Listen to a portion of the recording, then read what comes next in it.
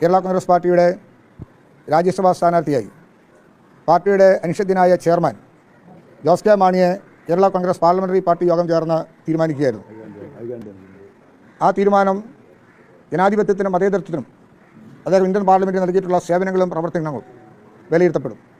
ഏതൊരു സംഭവത്തിലും കേരള പൊതുസമൂഹത്തിൻ്റെ വിഷയങ്ങൾ പാർലമെൻറ്റിൽ എത്തിക്കുന്നതിനും അത് ശ്രദ്ധേയമായി അത് ചർച്ച ചെയ്യപ്പെടുന്നതിനും ഒട്ടനവധി അവസരങ്ങൾ രൂപപ്പെടുത്താൻ അദ്ദേഹത്തിന് പാർലമെൻ്ററി ജനാധിപത്യത്തിൽ ഉയർന്ന മൂല്യബോധം ഉയർത്തി മുന്നോട്ട് പോകാൻ സാധിച്ചു എന്നുള്ളതിൽ അത് തുടർന്നും ഇന്ത്യൻ പാർലമെൻറ്റിൻ്റെ സജീവ സാന്നിധ്യമായി നിൽക്കാൻ സാധിക്കുന്നു എന്നുള്ളതിലുള്ള സന്തോഷമാണ് ഞങ്ങൾക്കുള്ളത്.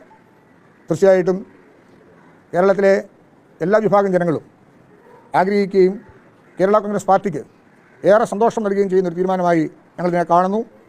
ജനാധിപത്യത്തിൻ്റെ ശ്രീകോവിൽ മതേതരത്വത്തിന് വേണ്ടിയുള്ള ജനാധിപത്യത്തിന് വേണ്ടിയുള്ള പോരാട്ടത്തിൽ ജോസ് കെ മാണിക്ക് ഇനിയും ഏറെ കാര്യങ്ങൾ ചെയ്യുവാൻ സാധിക്കും. അതിന് തുടർച്ചയായിട്ട് അവസരം നൽകിയതിൽ ഇടതുപക്ഷ ജനാധിപത്യ മുന്നണിയോടും